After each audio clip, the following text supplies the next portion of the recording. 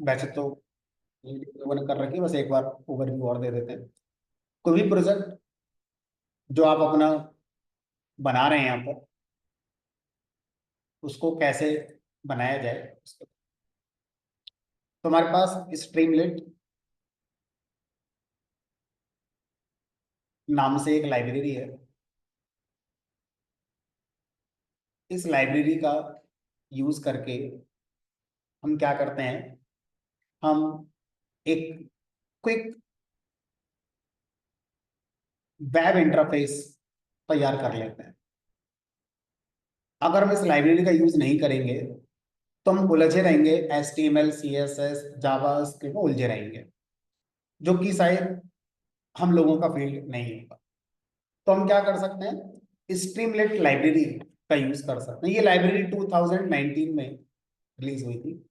उससे पहले जो भी हम अपने मॉडल वगैरह बनाते हैं, उनको वेब इंटरफेस पे डिप्लॉय करना काफी चैलेंजिंग होता था, और फ्लास्क लाइब्रेरी का यूज करके इस काम को किया जाता है। जब से लाइब्रेरी आई है तब से मार्केट में काफी पॉपुलर है। तो ये लाइब्रेरी आपके एनाकोंडा में नहीं आती। आपको क्या करना होगा, पिप इंस्टॉल पहले एनाकोंडा फॉन्ट पे आपको करना पड़ेगा। इवन इसको एनाकोंडा प्रॉम्प्ट पे ना चलाकर आप अपने नॉर्मल जो कमांड प्रॉम्प्ट है उस पर चलाएंगे, क्योंकि इसको रन करने का जो तरीका है वो थोड़ा डिफरेंट है। तो यहाँ पर पहले लिखेंगे पिप इंस्टॉल स्ट्रीमलेट, एंटर करेंगे तो ये आपका लाइब्रेरी इंस्टॉल हो जाएगी। मेरे में ऑलरेडी इंस्टॉल्ड है, तो ऑलरेडी लिख कर आ रहा है रिक्वायरमेंट ऑलरेडी सेटिस्फाइड, पिप इंस्टॉल स्ट्रीमलेट। अब जब ये लाइब्रेरी आपके सिस्टम पर इंस्टॉल हो जाएगी,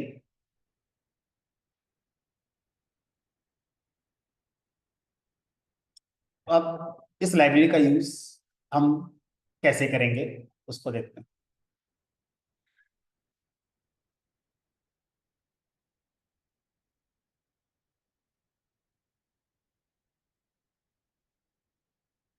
इंपोर्ट स्ट्रीमलेट। अब स्ट्रीमलेट में अगर आपने कोई भी मैसेज दिखाना है तो 1 2 3 4 5 6 7 7 तरह से आप मैसेज को दिखा सकते हैं। सबका फॉर्मेट अलग अलग है। टाइटल से कुछ अलग प्रिंट होगा, हेलो इस तरह से कुछ अलग प्रिंट होगा। तो अब मैं इन सबको अगर एक ही प्रोग्राम में लिख दूं तो Streamlit dot title, title function, तो जो भी आप वेब इंटरफेस पे दिखाना चाहते हो स्ट्रीमलेट लाइब्रेरी में, उससे रिलेटेड आपको फंक्शन अवेलेबल होता है। तो ये कुछ भी मैसेज अगर आप दिखाना चाहते हो तो ये 6 7 तरह के फंक्शन है जो मैंने कॉल करे। अब इस प्रोग्राम को अगर मैं रन करके दिखाऊं तो रन कैसे होगा, तो जहां पर ये प्रोग्राम रखा है वहां से कमांड प्रॉम्प्ट लॉन्च करेंगे और यहाँ लिखेंगे Streamlit run name of program, जिसमें स्ट्रीमलेट का कोड आपने लिखा हुआ है। ठीक है, तो मान लो मैंने यहाँ पे टेक्स्ट विजेट्स डॉट पी बना कर रखा था। अपने आप स्ट्रीमलेट का सर्वर लॉन्च होगा, अपने आप आपके सिस्टम के ब्राउजर पे सारी चीजें आपकी आ जाएंगी। ठीक है, तो अब ये जो आता है, ये आता है title. This is called title.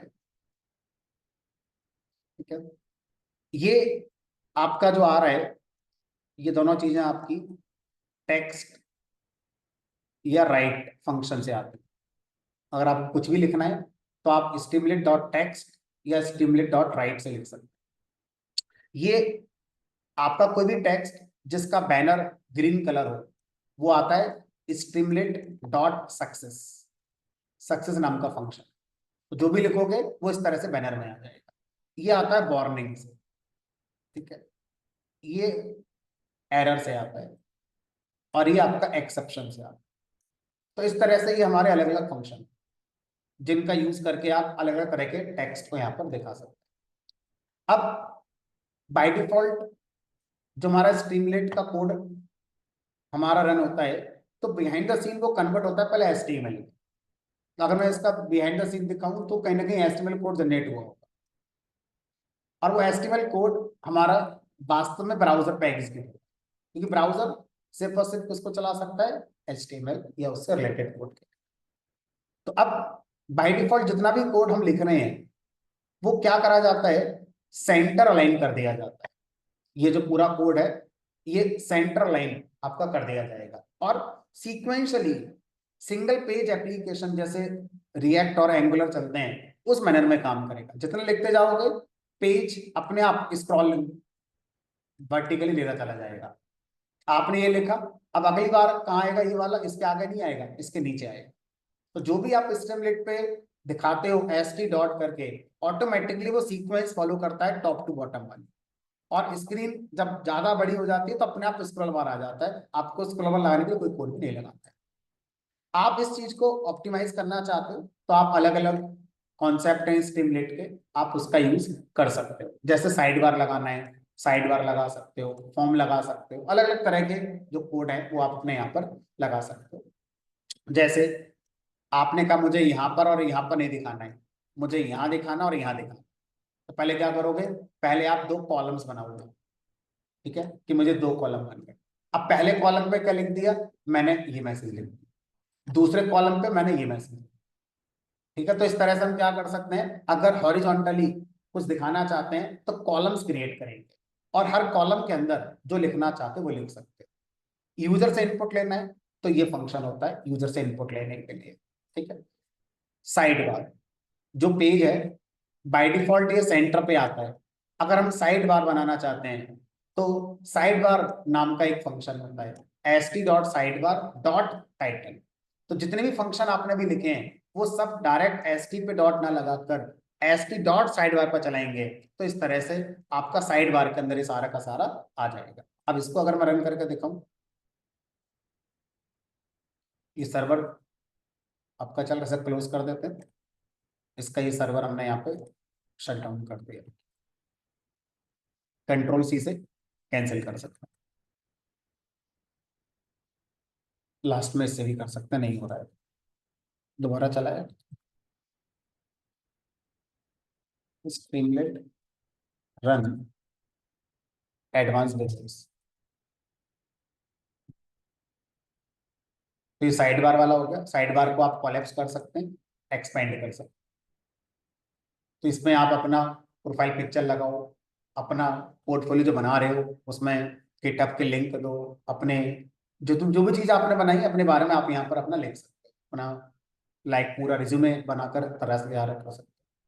ये कॉलम हो गया, साइड बार स्लाइड बार हो गया आपका, ये आपका टेक्स्ट फील्ड हो गया, यहाँ से जो भी आप देना चाहते हो उस तरह से दे सकते हो बराबर। अब इसी तरह से अगर आप इमेज का भी साइज पहले ही होता होगा, ये इमेज का है,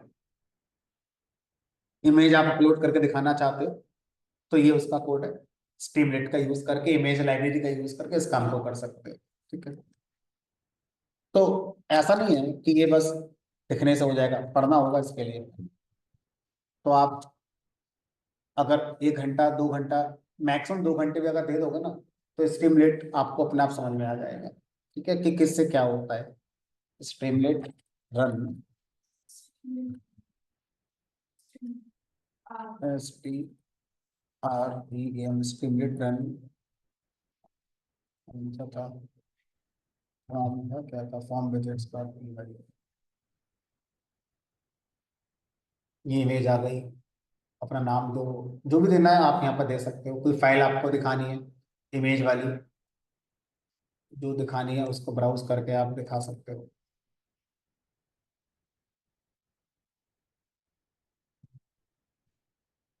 उसको हटाना है यहाँ से हटा सकते हो। यूजर को इवन आउट का प्रोग्राम बताना है, इवन है ये ऑड है, जो भी आप बताना चाहो इस तरह से अपना बता सकते हो। आप यहाँ पर कोई वीडियो प्ले करनी है तो वीडियो आप अपनी प्ले कर सकते हो, पाथ ऑलरेडी आपने दे रखा होगा उसको फुल स्क्रीन पर लेकर आ सकते हो। ठीक है, तो इस तरह से स्टीमरेट का यूज करके ये सारे काम आपके किए जा सकते हैं। ठीक है, ट्यूटोरियल है पूरा, आप अपने लेवल पर पढ़ना चाहो तो अपना बिल्कुल पढ़ लेना, सारी चीजें आपको मिल जाएंगी, ये मैं आपको शेयर कर दूंगा। अराउंड 20-22 फंक्शन है स्टीमरेट के, उन्हें पढ़ लो, उसी से सारा काम हो जाता है। अब इसका यूज करके मैंने एक प्रोजेक्ट बना रखा है, उसको डेप्लॉय कैसे करेंगे वो देखें। तो मैंने जो प्रोजेक्ट बनाया हुआ है वो प्रोजेक्ट है आपका सेंटिमेंट एनालिसिस वाला। तो इसको मैं पहले लोकल कंप्यूटर पे चला कर दिखाता हूँ।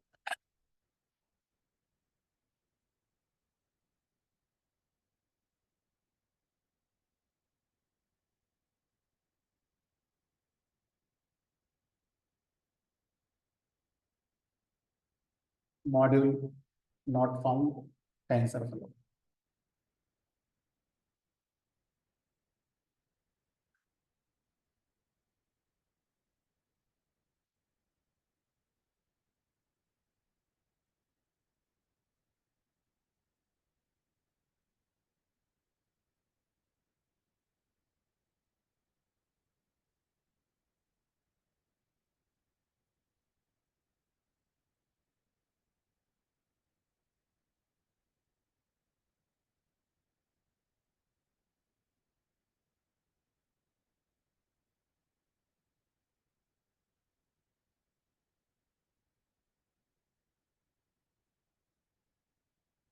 ठीक है, तो अब मैंने इसमें क्या करा, पॉइंट ये है कि सर जब ये कोड चलेगा तो क्या मॉडल आप ट्रेन करोगे? ट्रेन करने में बहुत टाइम लगेगा। तो ऐसा नहीं है, मैंने क्या करा, मैंने जो सेंटिमेंट एनालिसिस का प्रोजेक्ट था मशीन लर्निंग के अंदर कराया था, उसी प्रोजेक्ट को मैंने LSTM से बना रखा है। मतलब मॉडल को मैंने LSTM से ट्रेन कर रखा है, और ट्रेन करने के बाद उसको मैंने सेव कर दिया है। जैसे क्रास का यूज करके मॉडल को सेव कर लेते हैं, और उस सेव्ड मॉडल को फिर मैं लोड करके यहाँ पर यूज करता हूँ। तो जब आप किसी भी मॉडल को यूज करते हैं तो आप उसका जो ट्रेंड वर्जन है उसको एक फाइल में सेव कर लेते हैं, क्रास डॉट सेव मॉडल करके। और फिर उस मॉडल को आप अपने प्रोजेक्ट में इंपोर्ट करके सीधा प्रेडिक्शन वाला काम करते हैं, रादर देन कि आप उसे ट्रेन करते हैं। ठीक है, तो यहाँ पर ऑलरेडी मैंने इस काम को अपना कर रखा है। ये मेरा वो ऑलरेडी ट्रेंड मॉडल है जो मैंने बना था LSTM का यूज करके। ठीक है, तो मैंने उसको सीधा लोड करके इसके अंदर डाल दिया है। ये वो कोड है जो हमारा लोड कर रहा है। ठीक है, अब मैं क्या चाहता हूँ, मैं चाहता हूँ कि ये जो प्रोजेक्ट मेरा है, ये प्रोजेक्ट जब मेरा चले तो ये प्रोजेक्ट लाइव हो जाए। अभी ये प्रोजेक्ट मेरे लोकल कंप्यूटर पे चल रहा है। अगर मैं किसी को ये बताना चाहूँ कि मैंने एक प्रोजेक्ट बनाया है और आप देख लो, तो वो कैसे देखेगा? ये तो मेरे लोकल कंप्यूटर पे चल रहा है। तो उसके लिए तरीका ये है कि आप क्या करें, अपने लोकल कंप्यूटर से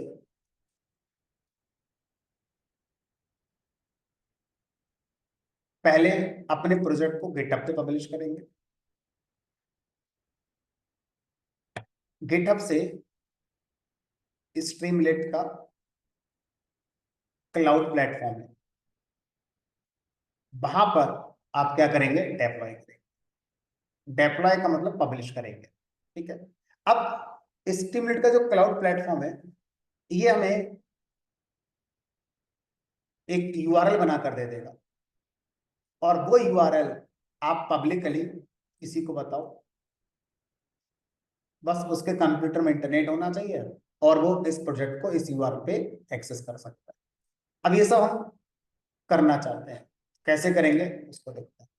तो मैंने क्या करा, ये जो प्रोजेक्ट था इससे रिलेटेड जितनी फाइल है, ये कोड हो गया, इसके अंदर यूज होने वाली इमेजेस हो गई, और ये मॉडल हो गया। तो अब इन सारी चीजों को मैंने क्या करा, गेटअप पे पहले पब्लिश कर दे। ठीक है, गेटअप पे जाएंगे, मेरा अकाउंट ऑलरेडी लॉग्ड इन है, तो आप लॉग आउट होकर दोबारा ओपन करेंगे, है ना।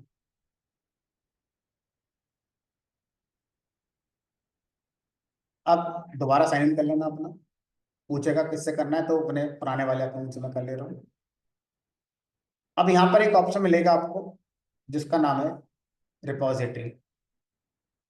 तो गिटहब पे जो भी प्रोजेक्ट आप पब्लिश करते हैं वो एक रिपोजिटरी पर पब्लिश किया जाता है। ठीक है, अब अगर आपसे कहा जाए कि गिटहब पर काम करने के लिए दो तरीके अवेलेबल हैं। पहला तरीका है, इसका कमांड लाइन टूल आता है, कमांड लाइन। और दूसरा इसका ये वेब इंटरफेस। जो इसका कमांड लाइन टूल है उसका नाम है गेट, GIT। तो आप गिट टूल को डाउनलोड कर लो और फिर उसको एज ए कमांड प्रॉम्प्ट की तरह ऑपरेट करोगे। अब आपको रिपोजिटरी बनानी है, उसके अंदर किसी फाइल को अपडेट करना है, कुछ डिलीट करना है, तो हर काम को करने की कमांड होगी जो आपको सीखनी है। बट वो हमारा ऑब्जेक्टिव नहीं है, हम उस अप्रोच के थ्रू गिटअप को यूज करना नहीं सीख रहे हैं। हमारा पर्पस है कि हम बस गिटअप का उतना यूज कर लें जिससे हमारा मॉडल डेप्लॉय हो। तो हम गिटअप की जो वेबसाइट है github.com, इस पर जाते हैं और यहां से इस चीज को ऑपरेट करें। बताओ।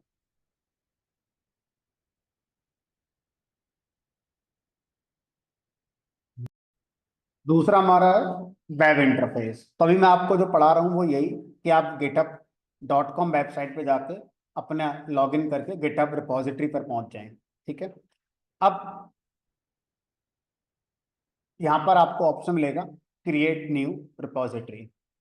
जिस नाम से आप बनाना चाहते हैं उस नाम से बना दो। तो रिपोजिटरी कितनी बना सकते हो उसकी आई गेस लिमिट होगी कुछ 8-10।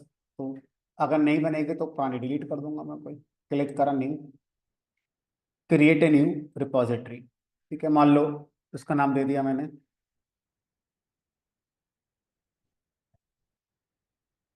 Sentiment _DL। इस नाम से मान लो मैंने रिपोजिटरी बना दी। पब्लिक रिपोजिटरी है। पब्लिक रिपोजिटरी का मतलब है कि गिटहब का जो लिंक बनेगा किसी को दोगे तो वो आपके प्रोजेक्ट को डाउनलोड करके उसको देख सकता है। ठीक है। उसके बाद क्रिएट रिपोजिटरी पे क्लिक कर दिया। अब ये कह रहा है कि कौन कौन सी फाइल है जो अपनी रिपोजिटरी के अंदर आपको अपलोड करनी है। तो आप यहाँ से बना कर लिख भी सकते हो और बनी बनाई है तो यहाँ से डाउनलोड सॉरी अपलोड भी कर सकते हो। अब जो जो फाइल है अपने प्रोजेक्ट की, तो मैं यहाँ पे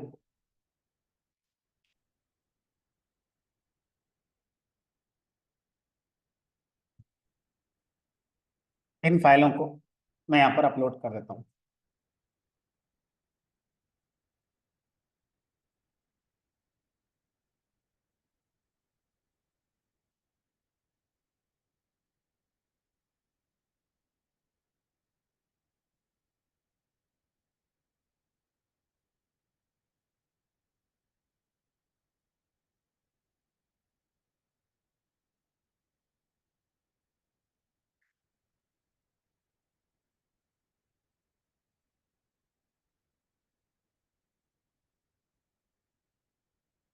ठीक है। अब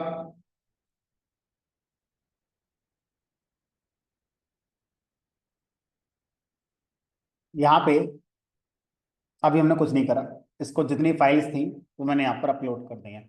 ये दो फाइलें प्रोजेक्ट का नेटिवली हिस्सा नहीं है। जो जरूरत की फाइल है वो ये वाली है। ये मैंने कुछ टेस्ट करने के लिए दे रखी है। जो काम की चीज़ें वो इमेजेस हो गई, आपकी फाइल हो गई और मॉडल हो गया। बाकियों की कोई जरूरत नहीं, आप इन्हें हटा भी सकते हो। ठीक है। मान लो मैंने यहाँ पर इसको रख दिया, कमिट कर दिया।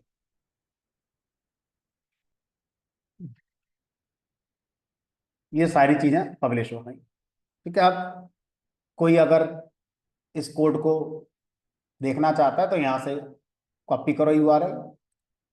जितने प्रोजेक्ट आपने अब तक बनाए पाइथन से लेकर आज तक, सबके इस तरह से URL कॉपी करके अपने रिज्यूमे के अंदर मेंशन करने हैं। कोई क्लिक करेगा यहाँ से आप वो डाउनलोड कर सकता होगा, ये ऑप्शन आप डाउनलोड कर।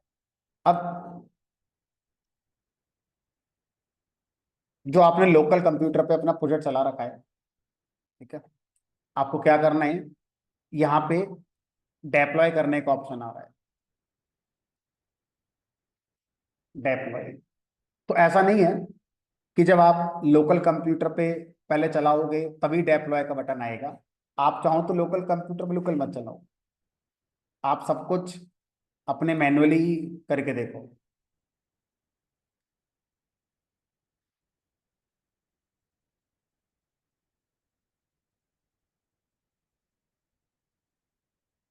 तो अब क्या करना होगा, आपने अपना पहला काम कर लिया, जिस प्रोजेक्ट को स्ट्रीमलीट क्लाउड पर डिप्लॉय करना था, उस प्रोजेक्ट को पहले हमने पहुंचा दिया गिटहब पे। अब स्ट्रीमलीट क्लाउड को लॉगिन करेंगे।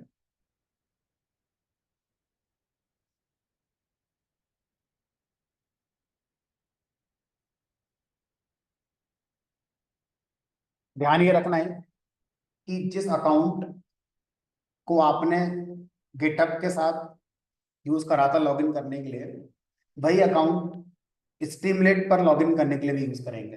तो जिस जीमेल आईडी से मैंने गिटहब पे लॉगिन करा था, उसी जीमेल आईडी से आप इस पर लॉगिन करेंगे, तब ये सिंक्रोनाइज होगा, वरना सिंक्रोनाइज नहीं होगा। तो मैंने यहाँ पे क्लिक करा साइन इन।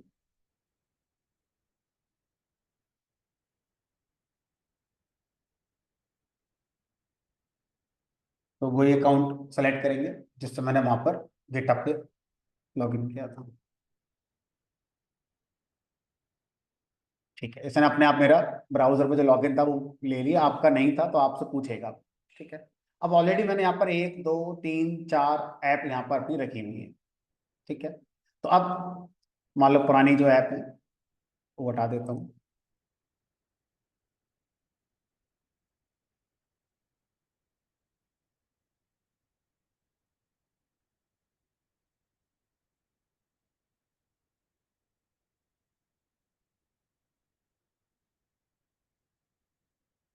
अब जैसे ही आप स्ट्रीमलीट के क्लाउड में अपना लॉगिन कर लेते हैं, राइट कॉर्नर पर एक ऑप्शन आएगा क्रिएट ऐप का, उस पर क्लिक करेंगे। तो अब हम जो भी ऐप है वो गिटहब से लेकर आएंगे। तो यहाँ पर डेप्लॉय नाउ यूजिंग गिटहब, इस पर क्लिक कर देंगे। अब यहाँ पर ये क्या करेगा, और ऑटोमेटिकली गिटहब पे वो अकाउंट सर्च करेगा जिस अकाउंट से आपने इस पर स्टिमलेट पर लॉगिन किया है। ठीक है, तो अब यहाँ पर पूछ रहा है कौन सी रिपोजिटरी आप डिप्लॉय करना चाहते हो। तो या तो वो यूआरएल कॉपी पेस्ट कर लो, या फिर यहाँ पे क्लिक करो, अपने आप बताएगा। तो मैंने अभी किस नाम से बनाया था, सेंटिमेंट अंडरस्कोर डीएल नाम से। अब इसके अंदर किस ब्रांच पे आप काम करना चाहते हो, मेन ब्रांच। बेसिकली ब्रांच शब्द का मतलब क्या है, जैसे मान लो अभी मैंने अपने प्रोजेक्ट की कुछ फाइल अपलोड करी। ठीक है, अब मुझे लगा यार उसमें मोबाइल नंबर मुझे एक और ऐड करना चाहिए अपना। तो मैंने क्या करा, गिटहब पे गया और जो कोड था उसको एडिट करा, और इसमें एक मोबाइल नंबर और ऐड करके आ गया, कॉमा लगा के। तो जब मैं इसको ऐड करूंगा तो मुझसे ये कमिट करने के लिए पूछ रहा है। अब आपके पास दो रास्ते होंगे। पहला रास्ता होगा इसी कोड में चेंज कर दें, या गिटहब से आप ये कह दो कि इसकी कॉपी बना लो, पुराना वाला भी रख लेना और जो मैंने चेंज करा ये भी रख लेना। कल को मुझे अगर पुराने वाले से ही आगे बढ़ना है तो आपके पास रखा होगा, मैं उसका इस्तेमाल कर लूंगा। तो ये क्या करता है, ये आपके कोड को जब कमिट करवाओगे तो पूछेगा कि इस वाले को करना, हमने कहा इस वाले को करना है। देखो यहाँ पूछ रहा है commit directly to the main branch. इसका मतलब है कि उसी में आपका सेव हो जाएगा, नई कॉपी क्रिएट नहीं बनेगी। और अगर आप इसका यूज करोगे तो आपकी नई कॉपी बन जाएगी, पुराना वाला कोड रहेगा और नए वाले की अलग कॉपी बन जाएगी। तो आप दोनों कोड कभी भी चलाना चाहो अपना चला सकते हो। जैसे मैं कुछ करके दिखाता हूँ, मान लो यहाँ पर मैंने लास्ट में 7 लिख, चेंज हो गया कोड में, कमिट करा, मैंने कहा नहीं बना, नई ब्रांच इस नाम से बना दो। अब ये सिर्फ इस फाइल की नई ब्रांच नहीं बनाएगा, पूरा कोड कॉपी कर लेगा, सारी फाइलें कॉपी पेस्ट कर लेगा। देखते हैं क्या करता है। टाइटल यही सही है।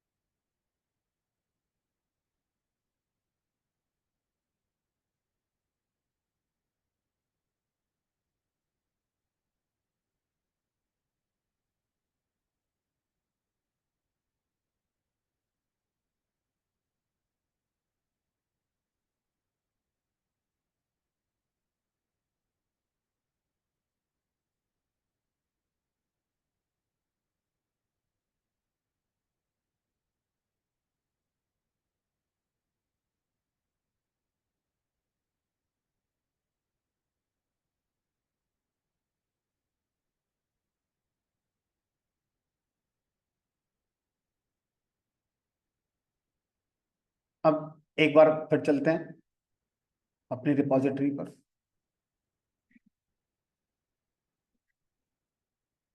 हम्म।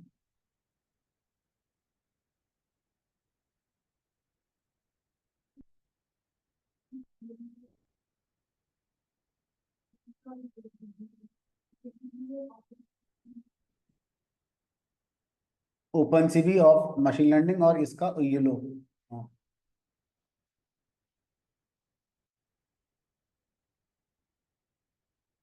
योलो एल्गोरिथम सिर्फ ऑब्जेक्ट डिटेक्शन के एल्गोरिथम है।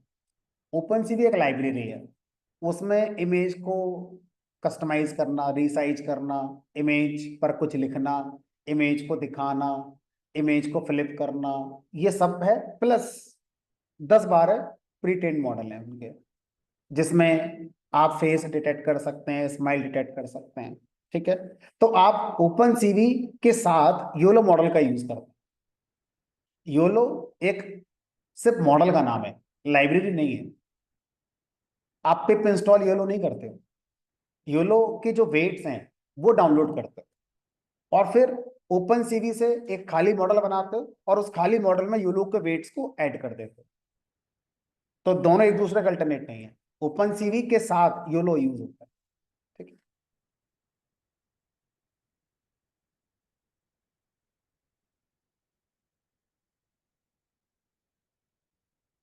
अब देखो यहाँ पर आपकी ब्रांच क्रिएट हो गई दो, मेन ब्रांच और दूसरी ये वाली ब्रांच। मेन ब्रांच में जो कोड है उसमें मोबाइल नंबर दूसरा है और इस वाली ब्रांच में मोबाइल नंबर दूसरा है। ध्यान रखना सारी फाइल कॉपी हुई है, सिर्फ एक नहीं, आपने एक में चेंज करा था। तो इस तरह से मैं मान लो 2 दिन बाद कोई चेंज करता हूँ,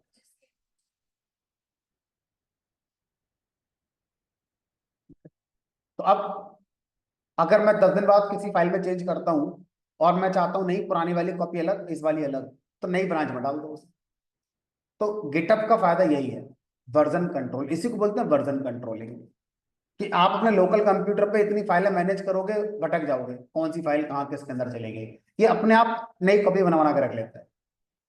अब जब आप कहीं डिप्लॉय करो तो इस वाली ब्रांच का कोड डिप्लॉय करोगे तो भी चलेगा, तो इस वाले के अकॉर्डिंग चलेगा। पुराने वाली ब्रांच का करोगे तो उसके अकॉर्डिंग चलेगा। जब आप यहाँ जा रहे हो इसलिए आपसे पूछ रहे हैं ब्रांच कौन सी चाहिए, हमने कहा मेन ब्रांच का ही करो। और दूसरे का करना होगा तो यहाँ पे चेंज करेंगे आप कि भाई ये वाला नहीं करना, ये वाला करो। रिफ्रेश करो दूसरी ब्रांच भी दिखेगी, रिफ्रेश करोगे तो।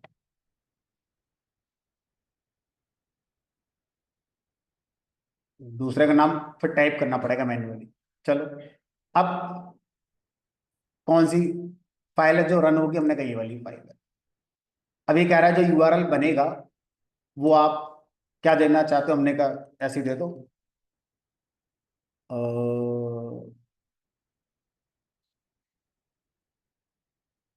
सेंटीमेंट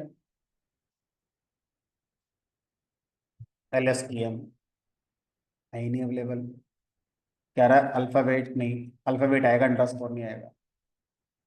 सेंटीमेंट बाई LSTM मिल गया। तो ये यूआरएल बनेगा sentiment by LSTM dot Streamlit dot app deploy.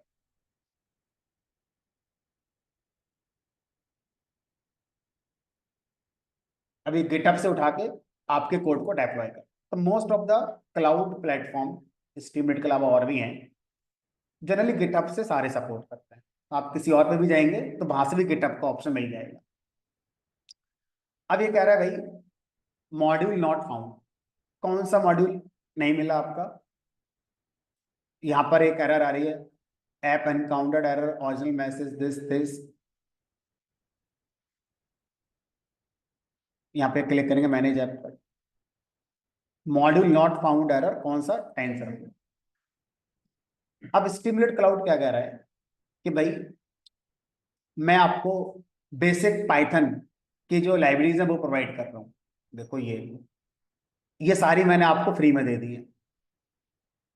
अगर इनमें से इनके अलावा कोई भी लाइब्रेरी आप अपने प्रोजेक्ट में यूज कर रहे हो तो आपको स्टिमुलेट क्लाउड को बताना पड़ेगा, सो डैट स्टिमुलेट क्लाउड पहले उन लाइब्रेरीज को क्या करे, आपके प्रोजेक्ट के लिए इंस्टॉल कर ले, पिप इंस्टॉल कर ले। ठीक है। तो अब सर ये बात कहाँ बताएं और कैसे बताएं। तो पहले आप अपने प्रोजेक्ट को देख लो कि कौन कौन सी लाइब्रेरी की जरूरत पड़ेगी। सर टेंसर फ्लो की जरूरत पड़ेगी, और पिकल तो पाइथन में आता है, इसकी जरूरत नहीं है। और पड़ेगी जरूरत PIL की, ये दोनों नहीं मिलेंगे आपको। पांडास मिल जाएगा, स्ट्रीमिट मिल जाएगा, आरई सब मिल जाएंगे, टेंसर फ्लो और PIL, दो लाइब्रेरी में जो जरूरत पड़ेगी। अब ये दोनों लाइब्रेरी को कहाँ लिखोगे? गिटहब पे जाओ, जहां पर आपने अपना अकाउंट बनाया था उस ब्रांच में चले जाओ। वो सारी डिपेंडेंसीज जो स्ट्रीमलेट पर आप इंस्टॉल कराना चाहते हो पिप इंस्टॉल का यूज करके, उसको गिटहब के अंदर एक फाइल के अंदर लिख कर आओगे, जिसका नाम रखोगे requirements.txt। तो यहाँ पर आप क्या करोगे, एक न्यू फाइल क्रिएट करोगे। कहीं ऑप्शन आ रहा है फाइल क्रिएट करने का? Create a new file, name of your file, S लगाना जरूरी है। कब हुआ था तुम्हारा? कई दिन लग गए थे इनके इस एस के चक्कर में। .txt, ठीक है। आपकी शुरू में शायद ऐसी कुछ एरर आई थी ना। अब यहाँ पर आपको पिप इंस्टॉल नहीं लिखना है, सिर्फ नाम लिख के छोड़ दो, टेंसर फ्लो फिर लो, बस नाम लिख के छोड़ो, अपने आप पिप इंस्टॉल कर लेगा। और जितने भी हैं ऐसे करके लिखते चले जाओ, ठीक है। Commit changes, requirement, commit main branch में करा है,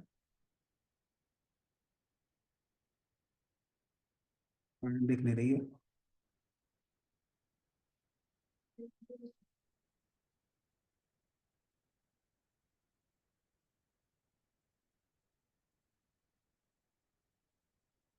यहाँ अब वापस आते हैं स्ट्रीमलीट के सर्वर पे,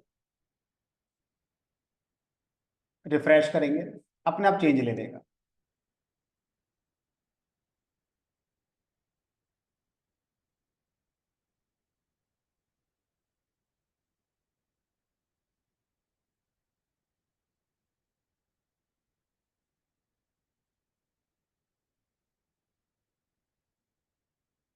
अब आप किसी को भी देना चाहते हैं तो यहाँ से अपना दे सकते हैं। एंटर टेक्स्ट टू एनालाइज, भाई फूड वाला बनाया हमने। खाना बहुत अच्छा था आपका, पसंद आया।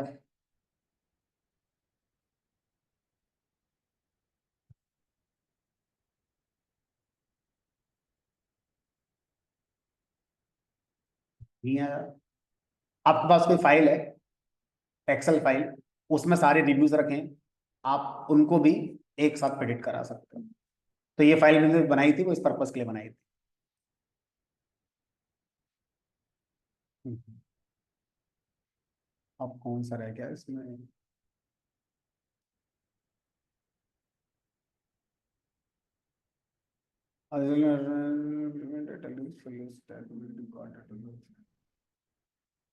देखते हैं क्या एरर दे रहा है। मिसिंग ऑप्शनल डिपेंडेंसी, ओपन पाई एक्सेल, ई और ऐड का करनी पड़ेगी, ओपन पाई एक्सेल। requirements.txt में जाएंगे,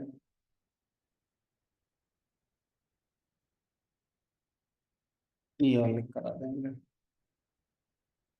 commit change to main branch,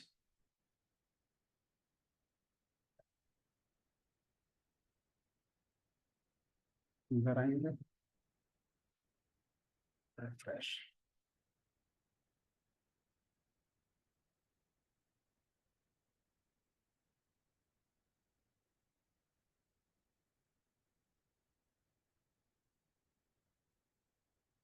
browse file.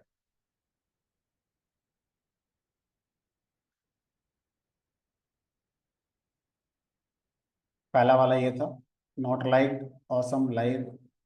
तो इस तरह से आप इस काम को कर सकते हैं। अब जो फाइल बनकर तैयार हुई, इसको डाउनलोड करके क्लाइंट को देना चाहो दे सकते हो, कभी डाउनलोड कर लो। हमने सारे रिव्यूज को इस तरह से एडिट करके आपको दे दिया। ठीक है, तो इस तरह से आप अपने मॉडल को टाइप, अब ये यूआरएल आपने बना दिया, ये यूआरएल कॉपी करो और अपने रिज्यूमे के अंदर लगाओ।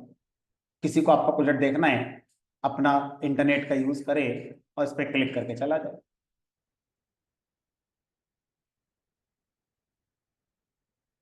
शालिनी एक बार अगर हो तो चला के देखो, बताना चल रहा है क्या, अपने सिस्टम पर चला कर देखो, मैंने यूआरएल आपको शेयर किया है, चला कर देखो, बताओ।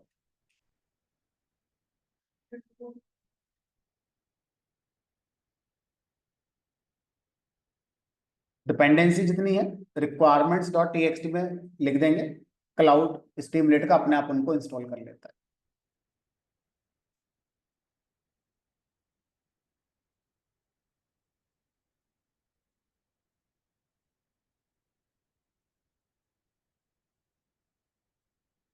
चलो आगे बढ़ते हैं।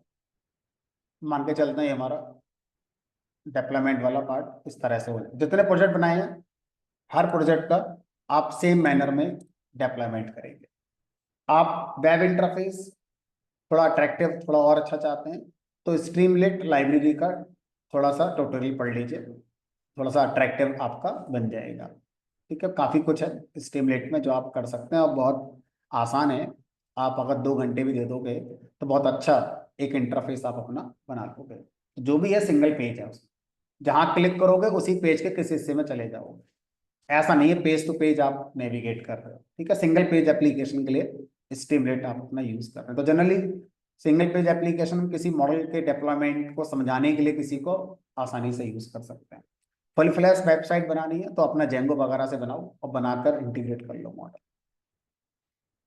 अब आता है हमारा लास्ट कॉन्सेप्ट, हमारे सिलेबस का अकॉर्डिंग लास्ट कॉन्सेप्ट, जिसका नाम है हमारा gains, generative adversarial network. Generative adversarial network का मतलब क्या है, समझ।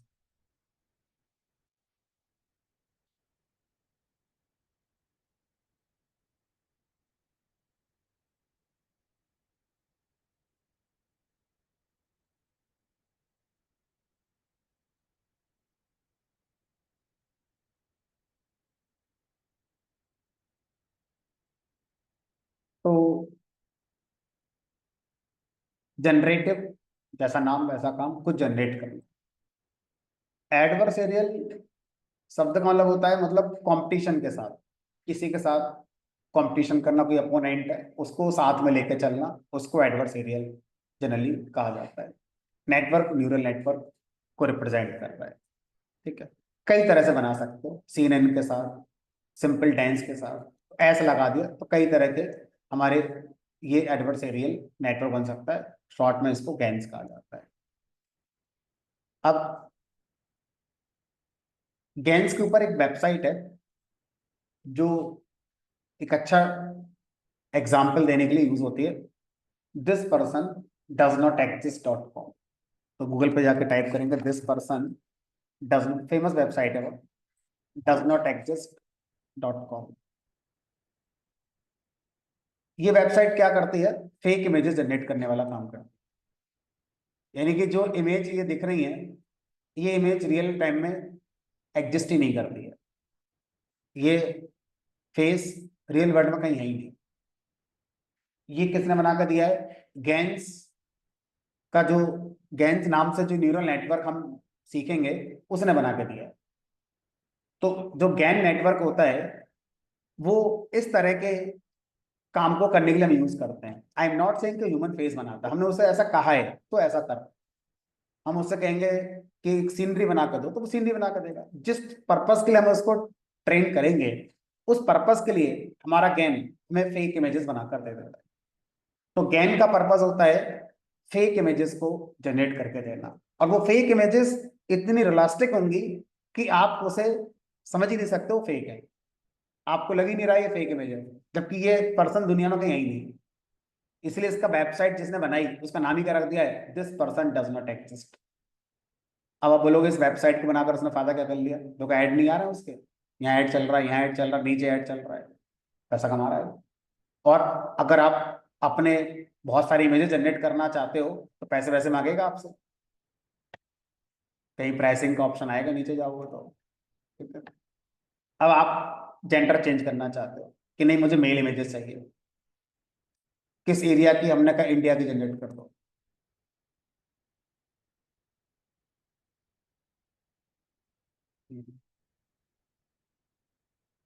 और जनरेट कर दो।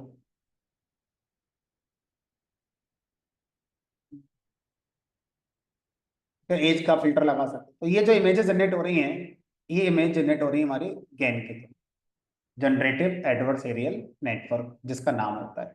जैसे CNN convolutional neural network, ANN artificial neural network, RNN recurrent neural network, इसी तरह से गैन जनरेटिव एडवर्सेरियल नेटवर्क। ठीक है। तो अब ये जो नेटवर्क है, इसके बारे में अगर आप यहाँ जाओ थोड़ा, कहीं लिखा भी होगा।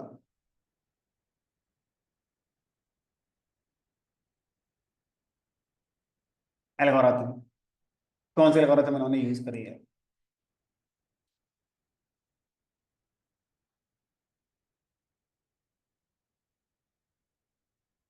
स्टाइल गैन, मतलब गैन का अलग अलग टाइप है।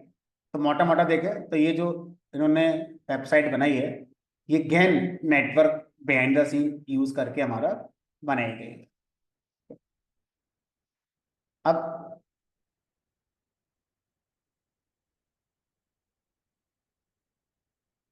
अगर आपसे कहा जाए कि सर इसका कोड कैसे लिखा जाएगा, तो थोड़ा सा कॉम्प्लेक्स कोड है ना। तो कोशिश करता हूँ इजी मैनर में समझाने की, कैसे कोड इसका लिखा जाता है। तो सबसे पहले क्या होता है, जो हमारा गैन है, इस गैन के अंदर हमारे दो हिस्से होते हैं। पहला हिस्सा हमारा कहलाता है जनरेटर, और दूसरा हिस्सा होता है डिस्क्रिमिनेटर।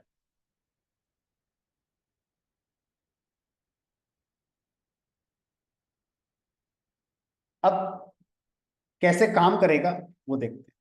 तो हम क्या करेंगे, जनरेटर को एक वेक्टर पास करेंगे। वेक्टर, वेक्टर का आसान भाषा मतलब 0.5, 0.4, 0.1, 0.5, कुछ भी ऐसे करके एक वेक्टर पास कर दिया। इसकी लेंथ आप 100 फीचर कर दो, 10 फीचर कर दो, कितने भी कर दो। तो आप जनरेटर वाले हिस्से को एक वेक्टर पास करते हैं। इस वेक्टर को कुछ लोग नॉइस भी कहते हैं, या सिंपली वेक्टर कह सकते हैं। अब जनरेटर क्या करता है, इस वेक्टर से एक इमेज जनरेट करता है। जो इमेज जनरेट होती है वो मीनिंगलेस होती है, मीनिंगलेस, उसका कोई पर्पज नहीं है, क्योंकि जनरेटर को यही नहीं पता मुझे करना क्या है। तो अब हम क्या करते हैं, हम जनरेटर वाले पार्ट को थोड़ी देर के लिए रोक देते हैं। अब हम बनाते हैं डिस्क्रिमिनेटर वाला। डिस्क्रिमिनेटर वाला जो पार्ट है, इस पार्ट पर हम क्या करते हैं, ये डिसाइड करते हैं कि हम जनरेटर से किस क्लास की इमेज जनरेट करवाएंगे। मान लीजिए मैं जनरेटर से ह्यूमन फेसेस की इमेजेस जनरेट कराना चाह रहा हूं, तो मैं क्या करूंगा, जनरेटर को कुछ नहीं बोलूंगा, जो इसका दूसरा पार्ट है डिस्क्रिमिनेटर, इस डिस्क्रिमिनेटर को ह्यूमन फेसेस दिखाऊंगा बहुत सारे।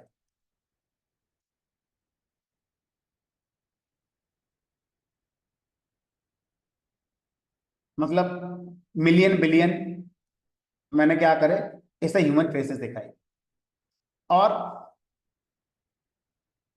इसको फेक फेसेस दिखाई, कुछ फेक फेसेस, मतलब ह्यूमन फेसेस है ही नहीं। तो ये जो हमारा एक्चुअल फेसेस है यानी रियल इमेजेस हैं, ये आपको कलेक्ट करनी पड़ेंगी कहीं से, और ये फेक फेसेस की इमेजेस आपको कलेक्ट करनी पड़ेंगी कहीं से। उसके बाद जो रियल इमेजेस हैं, इन सबका टारगेट बन करेंगे, और जो फेक इमेजेस हैं ह्यूमन फेसेस की, उन सबका टारगेट जीरो करेंगे। अब इन दोनों तरह की इमेजेस को एज ए क्लासिफिकेशन हम इस डिस्क्रिमिनेटर पास को ट्रेन करेंगे, यानी कि डिस्क्रिमिनेटर एक न्यूरल नेटवर्क होगा जिसको ट्रेन करेंगे इस डेटा पर, और इस तरह से ट्रेन करेंगे कि ये पहचान जाता है कि कौन रियल इमेज है और कौन हमारी फेक इमेज है। अब हम डिस्क्रिमिनेटर वाले पार्ट को कंप्लीट करके आ चुके हैं। अब हम क्या करते हैं, अब हम डिस्क्रिमिनेटर वाले पार्ट को फ्रीज कर देते हैं। फ्रीज का मतलब समझ में आता है, ट्रेनेबल को फॉल्स करना, ठीक है। अब हम क्या करते हैं, जनरेटर और डिस्क्रिमिनेटर दोनों को कंबाइन कर देते हैं, दोनों को कंबाइन कर दिया, जनरेटर वाले पार्ट को प्लस डिस्क्रिमिनेटर वाले पार्ट। अब हम क्या करेंगे, अब जनरेटर से कहेंगे जनरेटर इमेज जनरेट करो।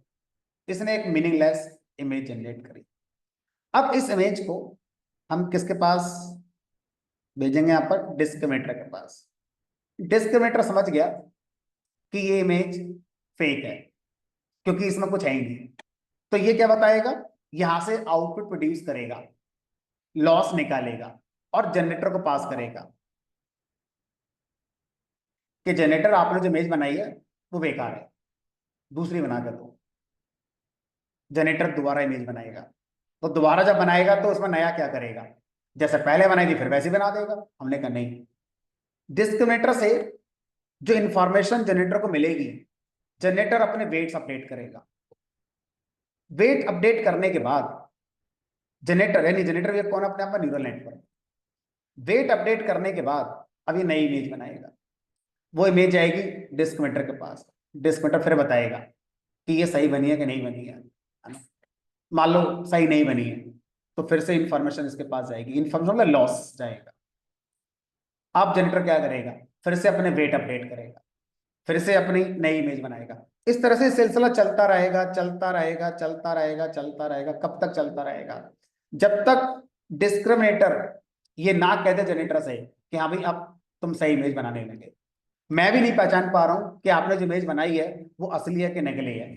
तो जब इस लेवल पर जनरेटर ट्रेन हो जाएगा, तो अब इस जनरेटर वाले पार्ट को अलग बाहर निकालेंगे, और अब इससे जब इमेज जनरेट करवाएंगे तो ये डिस्क्रिमिनेटर जिस डेटा पे ट्रेन किया गया था उस तरह की इमेजेस जनरेट करना शुरू कर देगा।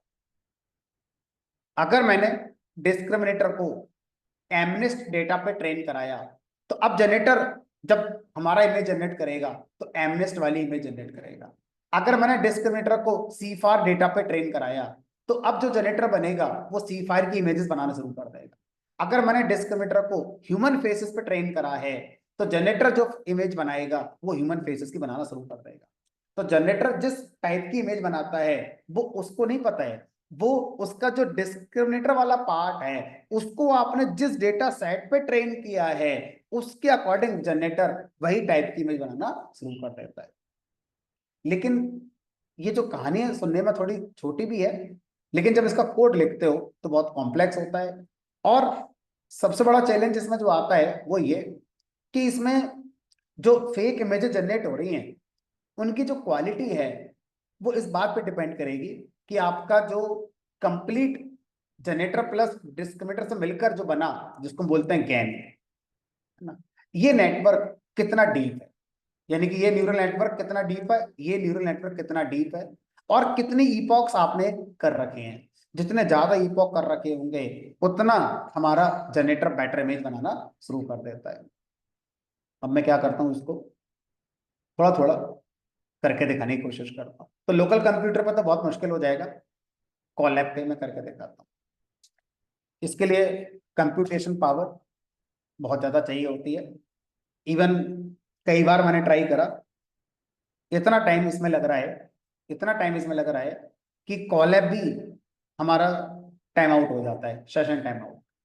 इतना टाइम इसमें लग रहा है ट्रेन होने के लिए। तो मैं कम ईपॉक पर करके दिखाऊंगा आपके लिए, एक आइडिया आपको लग जाएगा कि हाँ जो इमेज जनरेट होती है फेक वाली उनके पीछे एक एल्गोरिथम गैन वाली हो सकती है।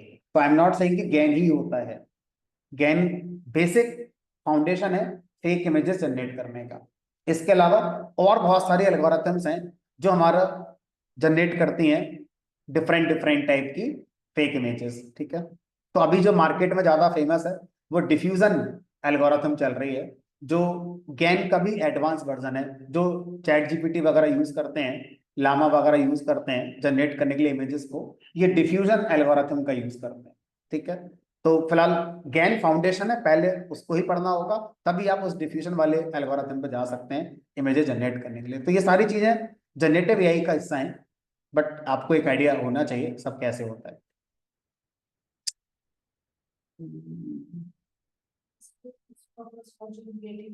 जनरेटिव इमेजेस, जनरेट इमेज हमारा ऑब्जेक्टिव हो गया, बट ये कह रहा है कि हम इमेज के लिए थोड़ा ना है, हम तो किसी के लिए भी हैं। आप टेक्स्ट जनरेट करो हमसे, तो आप इसकी ट्रेनिंग आरएनएन से करो, सीएनएन की जगह। तो आप जिस चीज के लिए ट्रेन करोगे वो जनरेट करना शुरू कर देगा ये। तो ज्यादा बार हम इमेजेस के लिए यूज कर रहे हैं, but it is not limited to image only, ठीक है। चलो, तो मैं टुकड़ों में कर करके आपको दिखा रहा हूँ।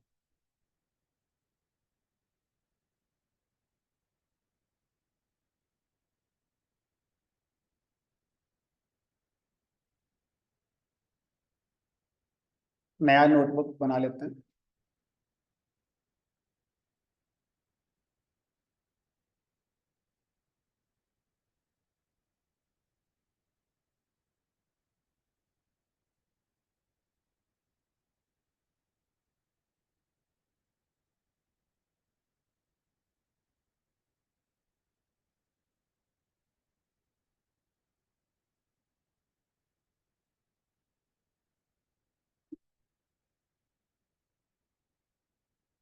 पहले हम जनरेटर बनाएंगे, उसको एक रैंडम वेक्टर पास करेंगे और उससे कहेंगे बना के दिखाओ इमेज कोई। वो कुछ भी उल्टा सीधा बना कर देगा जो कुछ भी समझ में नहीं आएगा। पहले हम वही करके देखते हैं, क्योंकि शुरुआत वहीं से होगी। तो थोड़ा सा कोड हमारा टाइम टेकिंग और कॉम्प्लेक्स है, इसलिए मैंने लिख रखा है। तो आप मोटी मोटी चीजें ऑलरेडी आप जो जानते हैं, हम पहले उसकी बात करेंगे।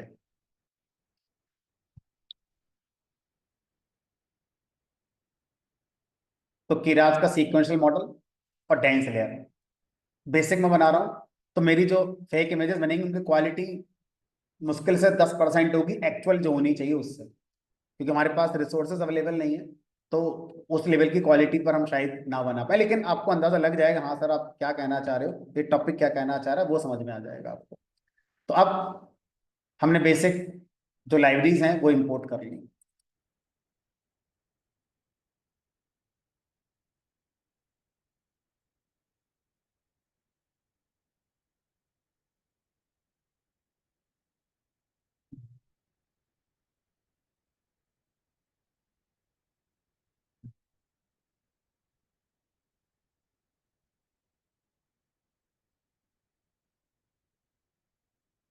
अब हम क्या करेंगे, अपना बेसिक सीक्वेंशियल मॉडल जैसा बनाते बनाएंगे, बस उसका नाम मैंने जनरेटर कह दिया, जनरेटर मॉडल। नाम कुछ भी रख लो, नाम रखने में क्या है तो सीक्वेंशियल का उसका ऑब्जेक्ट। और इस जनरेटर मॉडल के अंदर मैंने ऐड कर दी डेंस लेयर।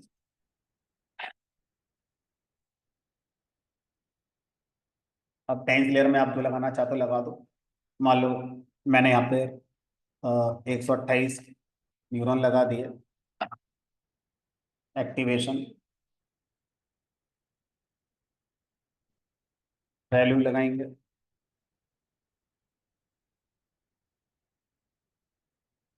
128 से 256 कर दिया, 512 भी कर दिया। अब जनरेटर की लास्ट जो हमारी इमेज यहाँ पर जनरेट होगी, उस इमेज पर एक्टिवेशन को हम जनरली लगाएंगे 10H। तो जो हमारा जनरेटर मॉडल है उसका लास्ट लेयर पे जनरली लोग 10H रखना पसंद करते हैं।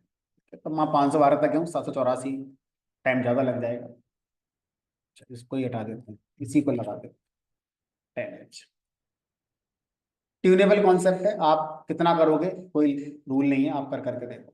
तो ये आपका जनरेटर मॉडल बन गया। अब इस मॉडल को मैंने कोई ट्रेन वेरन नहीं करा है, बिना ट्रेन मॉडल है। अब मैं इससे ऐसे कहूं कि मुझे एक इमेज जनरेट करके दो, बिना इसको ट्रेन करे, बिना कुछ करे।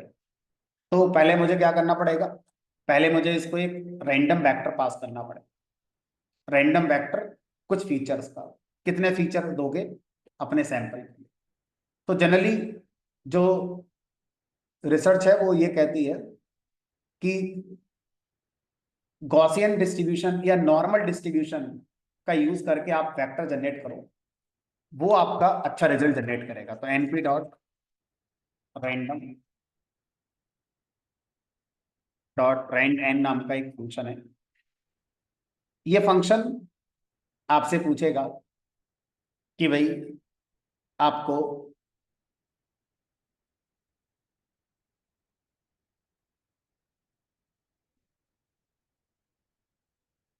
कितने वेक्टर जनरेट कराने हैं और कितने लेंथ के चाहिए। तो मैंने कहा एक वेक्टर चाहिए और 100 लेंथ का होना चाहिए। ठीक है, इससे आपको क्या मिलेगा, एक वेक्टर मिला। इसको वेक्टर का नाम देना चाहे तो दे सकते।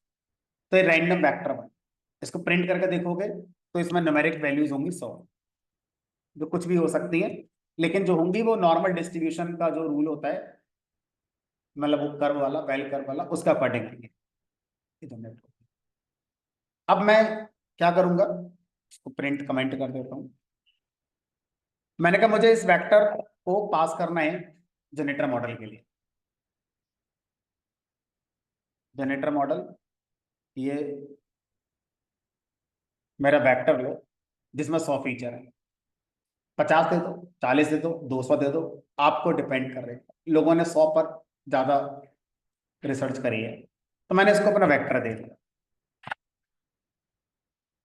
जनरेटर मॉडल डॉट प्रिडिक्ट, और इसको मैंने अपना वेक्टर दे दिया। अभी मुझे क्या करेगा, इस वेक्टर से एक फेक इमेज बना कर देगा।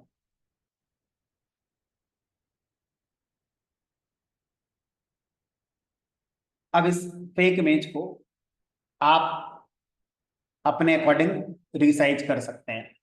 ठीक है, तो अब आपके ब्रेन में होना चाहिए कि इस इमेज को आप किसके अकॉर्डिंग जनरेट करना चाहते हैं। तो मेरे दिमाग में एमनेस डेटा सेट है, क्योंकि वो थोड़ा छोटा है, सी फार का थोड़ा ज्यादा बड़ा है, कलर है, तो टाइम ज्यादा लगेगा।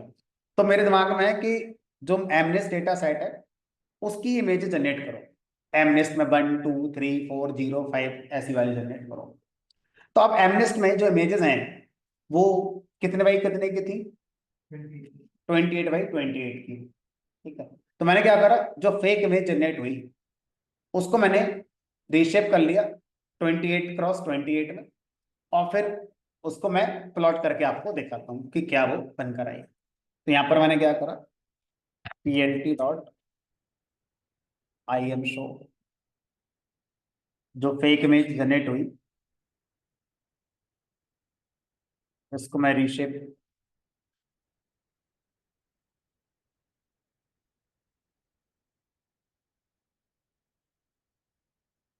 रीशेप कर लेता हूँ 28 क्रॉस 28 के अकॉर्डिंग। बस im शो हो ही गया। अच्छा, यहाँ पर कलर मैपिंग पास कर देते हैं, ग्रे स्केल,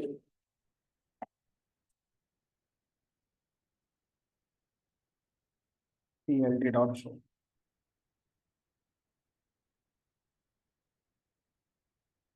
फंक्शन का नाम im शो ही है। ठीक है, अब देखते हैं।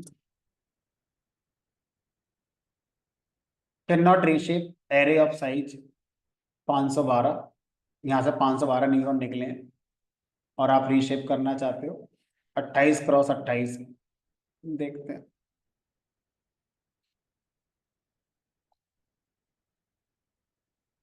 तो लास्ट लेयर पे 784 होने चाहिए, 28 क्रॉस 28 कितना, 784 बैठे हैं। तो चाहो तो एक लेयर और लगा दो, चाहो तो इसी में 784 कर देना, आप अपना देख रहे हैं। इसको वैल्यू बना देते हैं वापस से, तो 10H कर दिया और यहाँ कर दिया 784। तो यहाँ पर जो आप लास्ट लेयर पर नंबर ऑफ न्यूरॉन रखेंगे वो उस हिसाब से रखेंगे कि आप किस डेटा सेट के अकॉर्डिंग जनरेटर से फिर बाद में जनरेट कराने का प्लान कर रहे हो। कुछ नहीं, ऐसा लग रहा है जैसे पहले एंटीना चलता था DD1 का, और कुछ नहीं आता था तो ऐसे आता था झिलमिलाहट से, तब कुछ नहीं जनरेट करा उसने, मीनिंगलेस है। अब मैं जनरेटर को इस लाइक बनाऊंगा कि वो मीनिंगफुल इमेजेस जनरेट करना शुरू करे। पर ऐसा करने के लिए मुझे जनरेटर मॉडल के साथ डिस्क्रिमिनेटर मॉडल को लाना पड़ेगा। डिस्क्रिमिनेटर मॉडल को ट्रेन करना पड़ेगा। डिस्क्रिमिनेटर मॉडल जिस डेटा सेट पे ट्रेन करूंगा, जनरेटर मॉडल उसी तरह की इमेजेस जनरेट करना शुरू करेगा। तो डिस्क्रिमिनेटर मॉडल बनाएंगे, डिस्क्रिमिनेटर मॉडल को ट्रेन करेंगे, फिर ये वाला मॉडल जनरेटर वाला और डिस्क्रिमिनेटर को मॉडल को कंबाइन करेंगे। कंबाइन करने के बाद जनरेटर को ट्रेन करेंगे और डिस्क्रिमिनेटर को फ्रीज कर देंगे कि डिस्क्रिमिनेटर आप ट्रेन नहीं होगे, आप सिर्फ जनरेटर को ट्रेन होने दो। ठीक है, तो ये सब कुछ हमें यहाँ पर करना पड़ेगा। तो अब जो करना पड़ेगा मैंने ऑलरेडी लिखा हुआ है, तो अब हमने क्या करा, डिस्क्रिमिनेटर मॉडल बनाया, जैसे बनाते वैसे ही बनाया, कहीं से लिखना शुरू करो तो फर्क नहीं पड़ता। अब ध्यान जो देने वाली बात है वो ये, डिस्क्रिमिनेटर मॉडल जो बनेगा उसके लास्ट लेयर पे एक ही न्यूरॉन आपका आएगा, क्योंकि डिस्क्रिमिनेटर मॉडल बाइनरी क्लासिफिकेशन के अकॉर्डिंग हम लोग बनाएंगे। क्योंकि हमें क्या करना है, लास्ट लेयर पे ये बताना है कि ये रियल इमेज है या फेक इमेज है। रियल इमेज है तो 1 आउटपुट आएगा, फेक इमेज है तो 0 आउटपुट आएगा, यानी कि बाइनरी क्लासिफिकेशन की प्रॉब्लम। इसीलिए लास्ट लेयर पर एक न्यूरॉन यहाँ पर लगाएंगे और लॉस फंक्शन जो डिफाइन करेंगे वो होगा binary underscore cross entropy. Optimizer अपना आइटम जो लेके चलना चाहते हो लेके चल सकते हो। इस डिस्क्रिमिनेटर को हमने बना दिया, इसी के नीचे डालते, ये बन गया आपका डिस्क्रिमिनेटर मॉडल। लास्ट लेयर का ध्यान रखना है, एक आउटपुट लेयर पर न्यूरॉन होगा, एक्टिवेशन सिग्मोइड, बीच में आप अपने हिसाब से जो करना चाहते हो ट्यून अपना कर लो, बस लास्ट लेयर पर आपकी नहीं चलेगी। कंपाइल करा क्लासिफिकेशन के अकॉर्डिंग डिस्क्रिमिनेटर मॉडल। अब अगला काम क्या करेंगे, अगला काम हमारा होगा यहाँ पर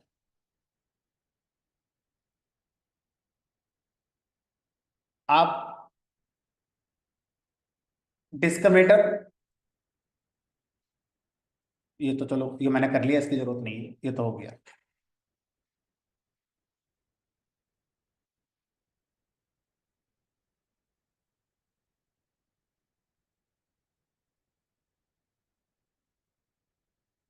इस लाइन की कोई जरूरत नहीं है।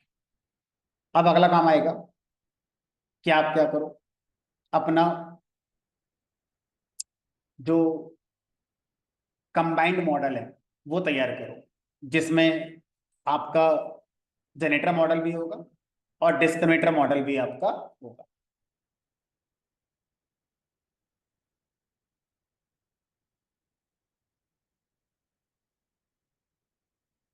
गेन मॉडल, डिस्क्रिमिनेटर मॉडल और जनरेटर मॉडल का कॉम्बिनेशन है। तो यहाँ पर जनरेटर मॉडल डाल दिया, डिस्क्रिमिनेटर मॉडल डाल दिया और इसको कंपाइल कर दिया भाई बाइनरी क्लासिफिकेशन के हिसाब से। ठीक है, अभी ट्रेन कुछ नहीं हुआ, अभी रन ईपॉक वगैरह कोई नहीं हुई है। अब हमें इस तरह से काम करना है कि डिस्क्रिमिनेटर मॉडल ट्रेन हो जब इंडिपेंडेंटली चले, लेकिन जब हमने कंबाइन करके जो एक नया मॉडल बनाया जिसका नाम गेन रखा है, जब इसको ट्रेन करें तो ये वाला मॉडल ट्रेन हो, लेकिन ये वाला ट्रेन नहीं होना चाहिए।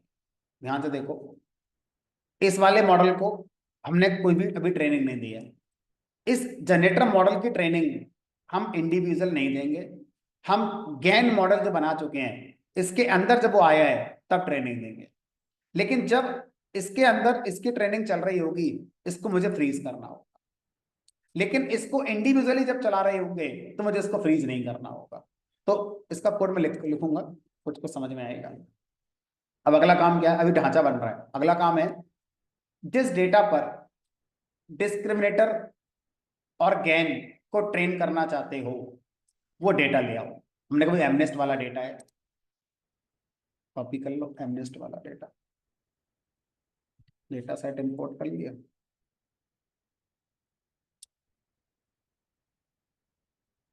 और इसको ये लोड कर लिया।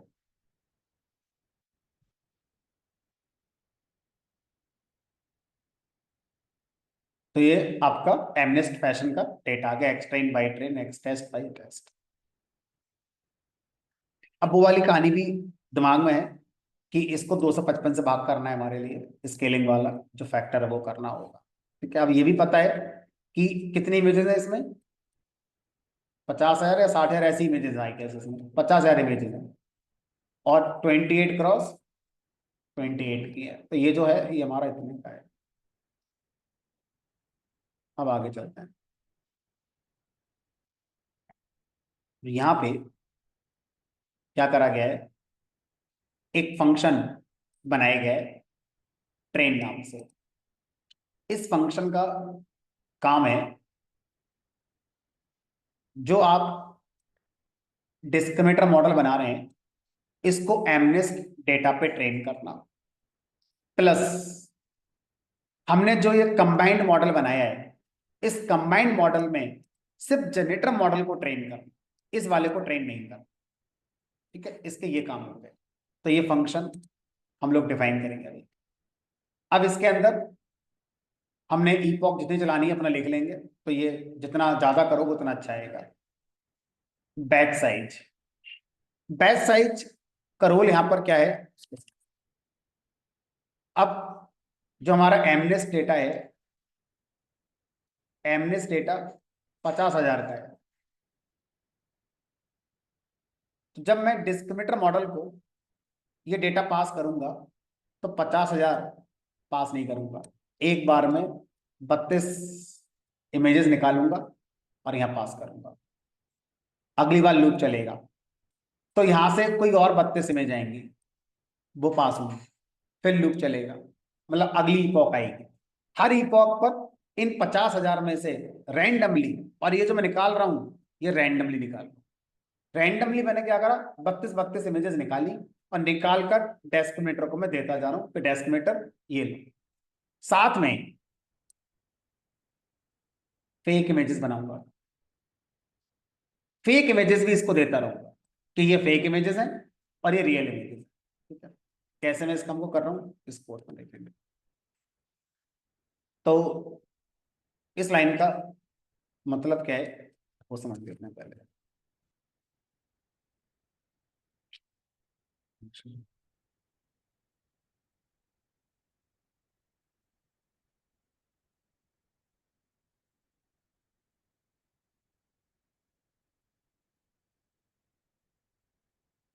का नाम ट्रेन कर, ईपॉक आप कितनी भी रख लो, 400 रख लो, कितनी भी रख लो।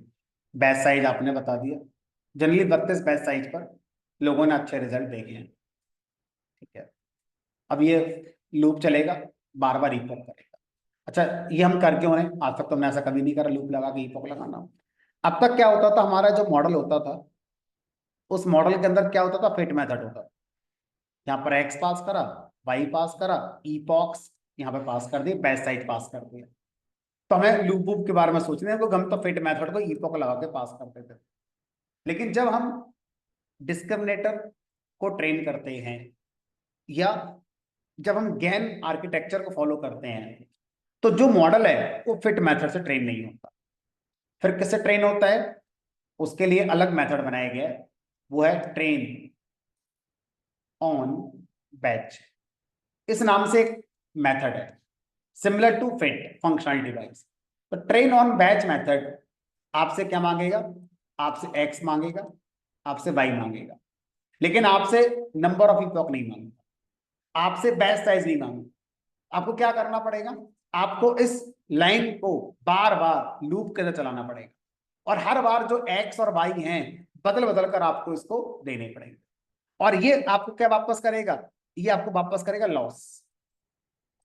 तो ये मेथड हमारा फिट ना होने की वजह से ट्रेन ऑन पैच मेथड है, जो आपसे कहता है कि मुझे जितनी बार ईपॉक करवाना है मुझे उतनी बार कॉल करना पड़ेगा, इसलिए एक लूप मुझे लगाना पड़ रहा है, क्योंकि आगे मैं फिट मेथड नहीं लिखूंगा, आगे मैं लिखूंगा ट्रेन ऑन पैच मेथड। तो उससे पहले ये लाइन क्या है ये बताओ।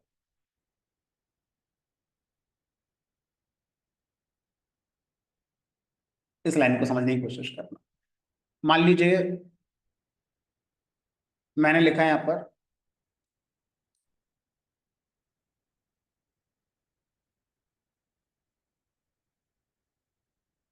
मेरे पास एक लिस्ट, इस लिस्ट में वैल्यूज हैं 10 20 30 40 50 60 70 80 90।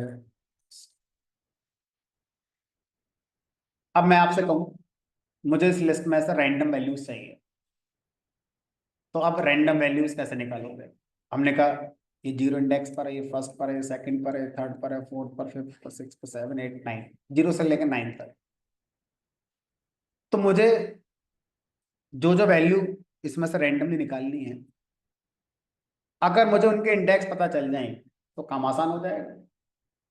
तो आपका एक नजरिया ये हो सकता है कि मैं इसमें से रैंडम वैल्यू निकालूं, दूसरा नजरिया आपका ये हो सकता है वैल्यू छोड़ो, मैं रैंडम इंडेक्स जनरेट कर लेता हूँ, और जो इंडेक्स मुझे मिलेंगे उन्हीं इंडेक्स पर जो जो वैल्यूज होंगे वो निकाल लेता हूं। मैंने क्या करा, मैंने यहाँ पर लिख दिया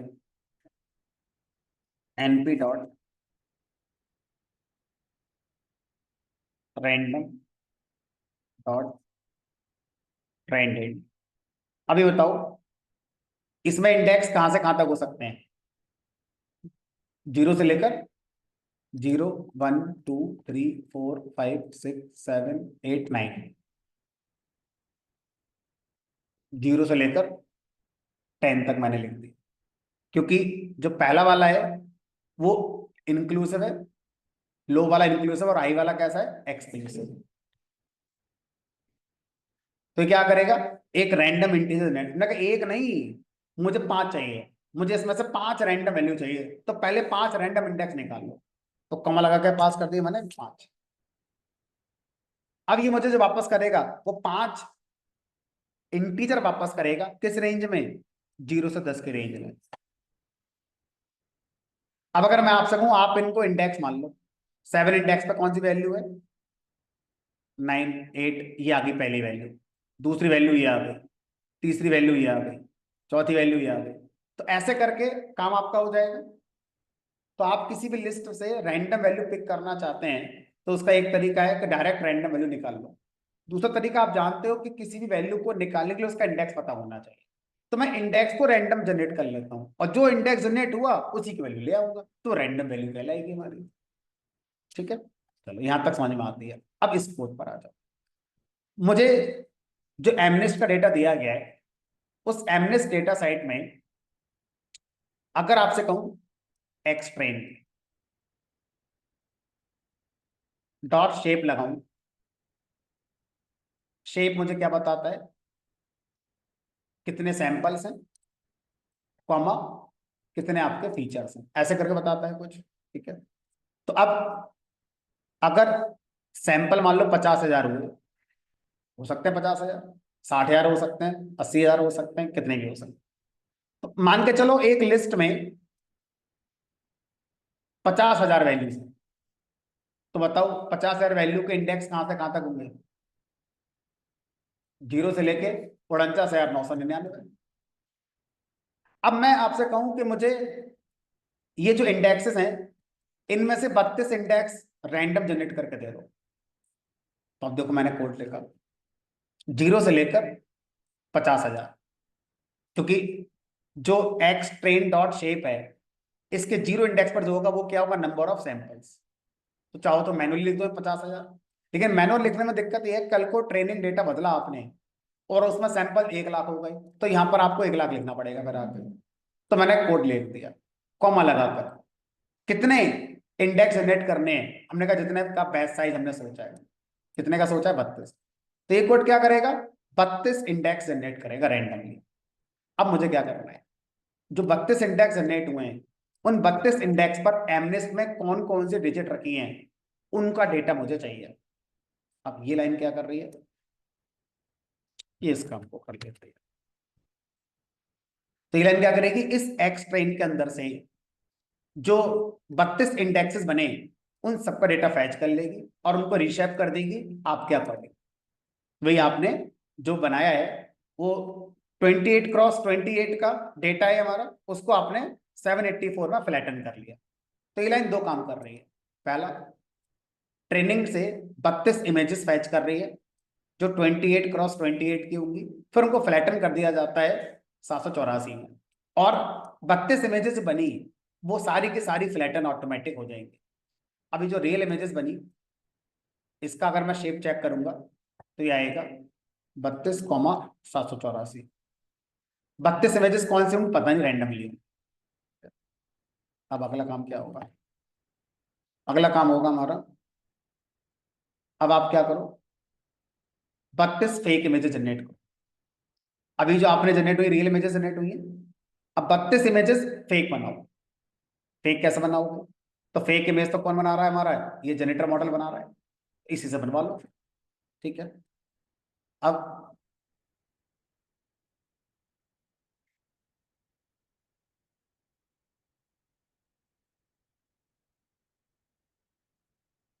हम इसे वेक्टर देते थे, 32 का वेक्टर दे दिया, 100 फीचर, यही जो हमने यहाँ लिखा था सेम। पहले हमने एक बनवाई इमेज, इस बार हम 32 बनवा रहे हैं, 100 फीचर के साथ बनवा रहे हैं। तो इसने हमें फेक इमेजेस बनाकर दे दी।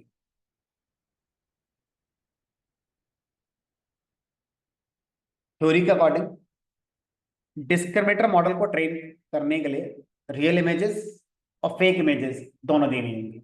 तो रियल इमेजेस निकालनी मैंने 32, फेक इमेजेस बना ली मैंने 32। अब क्या करो, इनके वाई तैयार करो। ये जितने इमेजेस हैं इनके सबके वाई की वैल्यू 1 होनी चाहिए। जितनी ये इमेजेस हैं इनका वाई तैयार करो, और इनके सबके वाई की वैल्यू क्या होनी चाहिए, 0 होनी चाहिए। नंपाई की पुरानी यादें हैं। अगर एक ऐसा एरे चाहिए जिसकी हर वैल्यू 1 होनी चाहिए, तो np.1 से आप कर सकते हो, और ऐसी वैल्यू जिनमें सब 0 0 होना चाहिए, np.0 से कर सकते हो। It is like real by और फेक बाई, लेबल को आप बाई अपना मान सकते हैं। ठीक है, तो ये हमारा इतने बनकर तैयार हो। ठीक है, अब क्या करना है, अब सर डिस्क्रिमिनेटर मॉडल को ट्रेन कर दो, सब कुछ तैयार है, पास करो डेट। तो अब यहाँ पे क्या लिखा मैंने, डिस्क्रिमिनेटर मॉडल को ट्रेन कर दे, discriminator model dot train on batch, fit method की जगह ट्रेन ऑन बैच, और उसमें रियल इमेजेस पास कर दी,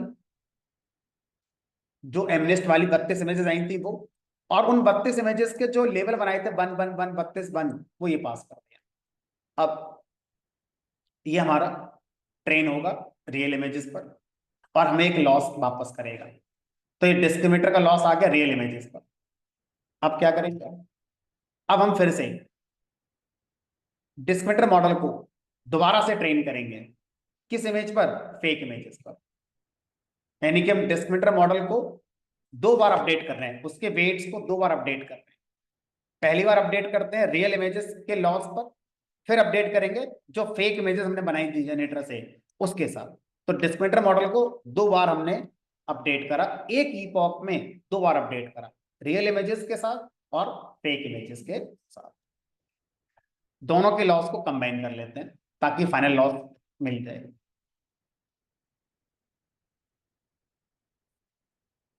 दोनों के लॉस को मैंने कंबाइन कर लिया, तो ये टोटल डिस्क्रिमिनेटर लॉस आ गया, D loss, total discriminator loss आ गया।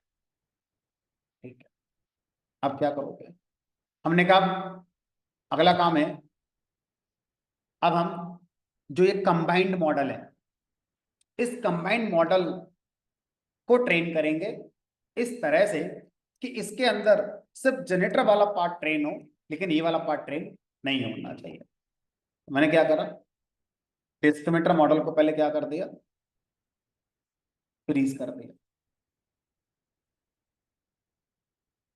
देखिए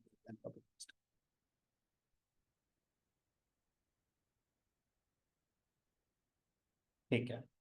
अब जो कंबाइंड मॉडल था, जिसको हम गैन मॉडल कहते हैं, अब हम इसको ट्रेन करेंगे। तो कंबाइंड मॉडल जो गैन है, ये कह रहा है मुझे क्या दोगे इनपुट में, हम इसको इमेजेस पास करेंगे फेक वाली। तो हमने क्या करा, हमने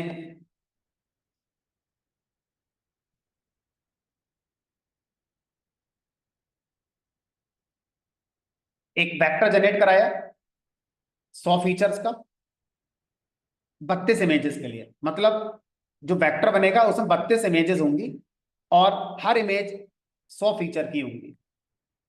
अब इस वेक्टर को हम पास करेंगे गैन के लिए।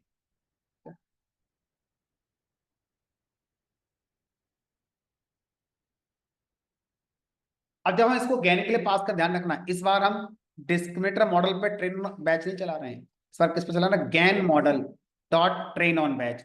अब गैन मॉडल जिन जिन मॉडल को कंबाइन करके बना था वो ट्रेन होंगे, लेकिन मैंने उसमें से किसको फ्रीज कर दिया, डिस्क्रिमिनेटर को। सिर्फ गैन वाला पार्ट जो आपका जनरेटर वाला पार्ट है सिर्फ वो ट्रेन होगा। और इसमें आपने जो रैंडम नॉइज जनरेट करी थी, जो वेक्टर जनरेट करे थे 32, वो पास कर। और इन सबका लेवल मैंने ये बताया कि ये रियल इमेजेस हैं, यानी कि मैं गैन मॉडल को ये बता रहा हूं कि ये रियल इमेजेस हैं, सबका साइज यहां पर 1, तो ये एक्स हो गया, ये वाई। अब गैन का लॉस आ गया, हमने क्या करा, जो भी लॉस आया दोनों को प्रिंट कर दिया। अब ध्यान से, अब लूप दोबारा चलेगा, दोबारा चलेगा, दूसरी इपॉक होगी। दूसरी इपॉक जब होगी तो इस बार रैंडमली कोई और 32 इमेजेस डेटा से निकल कर आएंगे। रैंडमली कोई और नॉइस जनरेट होगी 32 इमेजेस को बनाने के लिए। फिर से सब कुछ हुआ, लेकिन ध्यान रखना अब आपका डिस्क्रिमिनेटर वाला पार्ट फ्रीज हो चुका है, ट्रेन होगा नहीं। लेकिन मुझे ट्रेन कराना है, मुझे डिस्क्रिमिनेटर को ट्रेन तब नहीं कराना है जब वो कंबाइंड मॉडल के साथ यूज हो। इसका मतलब क्या करना होगा, मुझे फिर से ट्रेनेबल को ट्रू करना पड़ेगा। तो एक काम करते हैं ना, जैसे ही गैन वाला पार्ट ट्रेन हो गया, वैसे ही उसके अंदर जो डिस्क्रिमिनेटर मॉडल था उसको फिर से ट्रू कर देते हैं, ताकि अगली इपॉक जब हो तो डिस्क्रिमिनेटर इंडिविजुअली जब चले तो ट्रेन हो, लेकिन जब वो गैन मॉडल के अंदर इस्तेमाल हो रहा है तो ट्रेन ना। कर दिया, हमने कहा कर दिया। अब क्या करोगे, हमने कहा इस फंक्शन को कॉल करना रह गया है, बस इसको कॉल कर देते हैं। ठीक है, तो अब ये 400 इपॉक करेगा 32 32 की, और देखते हैं। तो जब पूरा कोड चलेगा तो पहले एक सिंपल इमेज बनेगी ये वाली, उसके बाद फिर ट्रेन जब हो जाएगा तो देखते हैं कितना टाइम लगेगा। ये तो हो गई जनरेटर की वो इमेज जो सबसे पहले है। अभी एमनेस डेटा को डाउनलोड कर रहा है, देख रहा है क्या करेगा कैसे करेगा, करने देते हैं। चला नहीं आ गया यार। अच्छा, हमने फंक्शन के अंदर से ही कॉल कर दिया इसको, यहाँ से कॉल करना हो।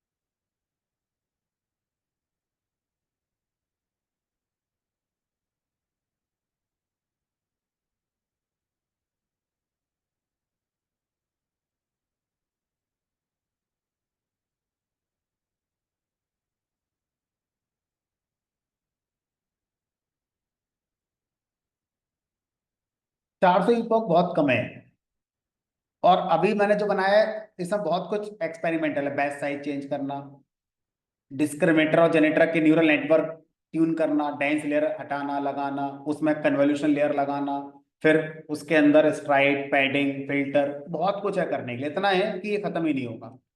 ठीक है, अब हमने अपना डिस्क्रिमिनेटर ट्रेन कर लिया, और कंबाइंड मॉडल में जनरेटर को ट्रेन कर लिया डिस्क्रिमिनेटर को फ्रीज करते हुए। अब क्या करो, अब ये वाला कोड दोबारा चलाओ, जो आपने पहले लिखा था ये वाला। अब जनरेटर से कहो जनरेटर, आपने सीख लिया होगा कि अब किस तरह की इमेजेस बनानी है। तो जो आपने पहले बनाई थी उसमें तो कुछ था नहीं, कुछ इस तरह से बनी थी ये। अब आपने कुछ सीखा तो कुछ बना कर दो। क्या सीखा देखते हैं, एक इमेज से बनवा के देख। अच्छी तो नहीं बनेगी, लेकिन कुछ कुछ फील तो आ रहा है। क्या बनाया, जीरो जैसा शायद कुछ बना कर दिया है। जीरो ही बना कर दिया है शायद इसमें। अब सोचो, अभी मैं ईपॉक चेंज करूं, और इमेज का डेटा तो सीएनएन को जरूर इन्वॉल्व करना चाहिए, कन्वॉल्यूशन लेयर लगानी चाहिए दोनों नेटवर्क के अंदर। तो ये बढ़िया सी बना कर दे देगा आपके लिए। जितनी बार चलाओगे हर बार देखते हैं क्या क्या बना कर दे सकता है। लगभग वही बनाकर हर बार हमारा यहाँ पर देता है। तो जो गैन है उसके साथ ये थोड़ी समस्या हो जाती है कि वो जब बहुत सारी इमेजेस आप उससे बनवाओगे तो कई बार ऐसा करता है कि वो सेम इमेजेस बनाना शुरू कर देता है। इस प्रॉब्लम को सॉल्व करने के लिए ही एक दूसरा आर्किटेक्चर लाया गया, जिसका नाम मैं लेता डिफ्यूजन आर्किटेक्चर। तो गैन सब कुछ बढ़िया है। गैन हमारा इस तरह से पर्पसली यूज किया जा सकता है, लेकिन जब हम इसको देखते हैं कि जितनी इमेजेस जनरेट करवा रहे हैं वो सारी इमेजेस हमें लगेगा कई बार एक जैसी आ रही हैं। ठीक है, तो इस प्रॉब्लम के लिए डिफ्यूजन आर्किटेक्चर पे आपको जानना चाहिए। आप इसको, मैं इस कोड को आपको शेयर करूंगा, आप इसको घर जाके एक्सपेरिमेंट करें। इसमें डेंस लेयर कम ज्यादा करें, इसमें बैच साइज कम ज्यादा करके ईपॉक और चला, अभी मैंने 400 चलाए हैं, ज्यादा थोड़ी चलाए हैं। लोगों के कोड मैंने देखे थे तो 10-10 हजार ईपॉक कर रखे हैं, किसी ने 50 हजार ईपॉक कर रखा है। ठीक है, अब 50 हजार ईपॉक कहाँ तक हम चलाएंगे, कितना मैनेज करेंगे। पता चला शिफ्ट एंटर करके बैठे हुए हैं। मैंने करा भी था एक बार, मैंने ट्राई करके देखा था अपने एंड पर, अपने लैपटॉप पर। मैं डाल दिया उसमें 20 हजार ईपॉक, 10 हजार तक तो चला। उसके बाद हैंग हो गया, चला ही नहीं, सेशन टाइम आउट हो गया कोलैप्स का। है ना, तो मतलब ये चैलेंजेस हमारे पास है, बट हमारा ऑब्जेक्टिव जो था वो हमारा क्लियर हो गया कि गैन का पर्पस ये होता है। तो जो रियल टाइम पे फेक इमेजेस फेसबुक व्हाट्सएप पे चलती रहती हैं, उसका फाउंडेशन यही है। इसकी शुरुआत 2014 में हुई थी, पहली बार गैन आर्किटेक्चर को प्रपोज 2014 में किया गया है। उसके बाद से इसमें समय समय पर बहुत सारे इंप्रूवमेंट हमारे यहाँ पर करे गए हैं। ठीक है, तो और बहुत कुछ है गैन के अंदर समझने के लिए, सीखने के लिए। ठीक है, तो जितना आप आगे एक्सप्लोर कर सकते हैं उतना आप इसको कर लेंगे। चलो भाई, तो भाई हमारा जो कहानी थी आज 16 तारीख है ना, चलो फिर।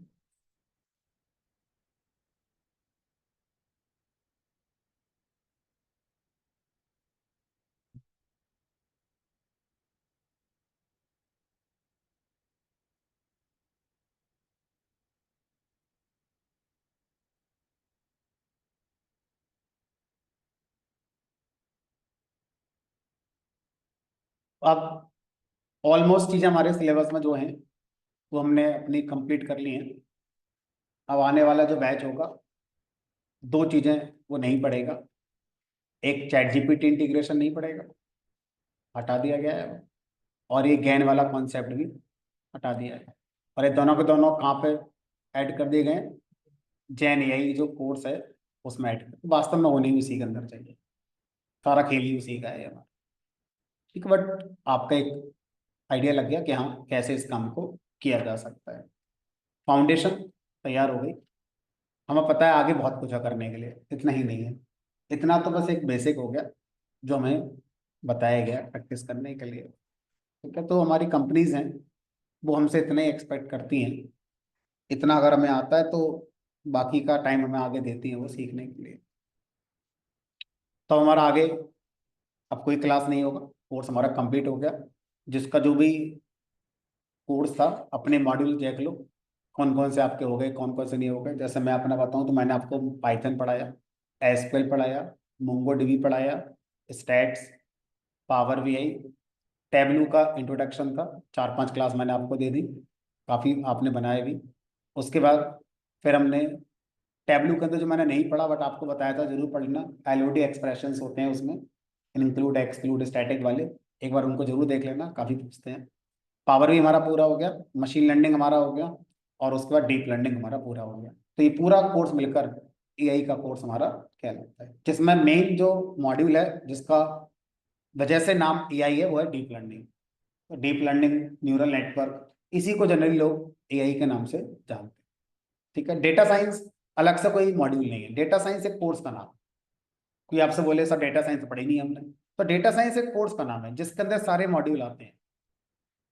ठीक है, अब जनरली जो एआई डेवलपर्स होते हैं उनके लिए पावर बीआई, टैबलू, एसक्यूएल में फ्लेक्सिबिलिटी दे दी जाती है। आपको वो नहीं आते, थोड़ा बहुत आते हैं, ठीक है चल जाएगा, कोई दिक्कत नहीं है। लेकिन आपको न्यूरल नेटवर्क के कॉन्सेप्ट, मशीन लर्निंग के कॉन्सेप्ट और पाइथन के कॉन्सेप्ट अच्छे से आने चाहिए। इसमें कोई फ्लेक्सिबिलिटी या कोई रियायत वगैरह आपको नहीं मिलती है। जो डेटा साइंस के कैंडिडेट हैं उनको वो सब भी आना चाहिए। यानी कि डेटा साइंस जो वर्ड है ये एक अम्ब्रेला टर्म हो गया आज की डेट में। डेटा साइंस के अंदर Power BI, Tableau, SQL, Python, R, deep learning, machine learning सब इसके अंदर आ गया है। ठीक है, तो मार्केट में ऑफिशियली ऐसा कोई डिवीजन नहीं है बट हमने अपना कर रखा है। डेटा साइंस के 2 कोर्स बना दिए हमने, डेटा साइंस और दूसरा data science professional. Simple data science में हमने सिर्फ मशीन लर्निंग का रखा हुआ है। डेटा साइंस प्रोफेशनल में न्यूरल नेटवर्क एआई वाला पोर्शन प्लस एक्सेल वाला पोर्शन भी ऐड करते हैं, क्योंकि जब आप डेटा साइंटिस्ट प्रोफाइल पे जाते हैं तो आपको एक्सेल भी आना चाहिए और अच्छे से आना चाहिए। ठीक है, तो ऑलमोस्ट सारे मॉड्यूल मैंने कराए, एक्सेल मैं नहीं कराता, तो आपने शायद जिसका एक्सेल होगा, सभी का होगा आई गेस एक्सेल, तो आप लोगों ने उसको पढ़ लिया होगा। ठीक है, तो छोटे मोटे काम के लिए एक्सेल काफ़ी यूज होता है, हर कंपनी जनरली एक्सेल यूज कर सकती है, but her company power BI tableau use शायद नहीं करेगी। वजह एक तो कॉस्टली है कंपेयर टू एक्सेल। एक्सेल तो महीने का सस्ता पड़ जाएगा, मुश्किल से कितना पड़ेगा, 400-500 रुपए का पड़ता है महीने का, कितने का पड़ता है? आई थिंक 200 समथिंग का है जो कि 1 साल के लिए वैलिड है और उसमें भी 5 यूजर के यूज मतलब ना के बराबर ही है ना। पावर बीआई जबकि $10 पर मंथ पर यूजर है, तो कॉस्टिंग का फैक्टर बहुत पड़ेगा। हर कंपनी पावर बीआई टैबलू नहीं चला रही है, एक्सेल लेकिन हर कंपनी चला सकती है। लेकिन जब ह्यूज अमाउंट ऑफ डेटा आ जाता है तो एक्सेल बहुत स्लो हो जाता है, और आपका जो इनसाइट निकालने का तरीका है वो भी स्लो रहेगा, फिल्टर बार बार लगाना थोड़ा टाइम टेकिंग हो जाता है। तो फिर अगर उस लेवल पर है तो आपका पावर बीआई पर लोग जाएंगे जाएंगे, वहां पर लोग काम करेंगे ही करेंगे। ठीक है, उस तरह से अगर हम देखें जो कंपनीज हैं, प्रोजेक्ट्स की जब बात करते हैं एआई वाले, तो real time project deep learning पे ही बनते हैं। एसक्यूएल लेवल पर कोई प्रोजेक्ट नहीं बनता है, वो बस अपने सीखने के लिए ओवरफिटिंग क्या, इंटरफिटिंग क्या, फीचर क्या है, सिलेक्शन क्या है, कौन सी चीज क्या होती है, मॉडल क्या होता है, ट्यूनिंग क्या होती है, हाइपर पैरामीटर क्या होते हैं, बेसिक फंडामेंटल आइडिया लेने के लिए आपको एसक्यूएल में पढ़ना होता है। कोई रियल टाइम प्रोजेक्ट एसक्यूएल पर नहीं बनता, क्योंकि इतना साइज का डेटा अगर हम एसक्यूएल पे लगाएंगे तो कुछ नहीं आएगा मॉडल निकल कर उसमें, कुछ भी प्रेडिक्ट वो करके चला जाएगा, कोई एक्यूरेसी वहां पर नहीं मिलेगी आपको। तो आपको न्यूरल नेटवर्क पे ही रियल टाइम सारे प्रोजेक्ट्स जनरली बनाने होते हैं।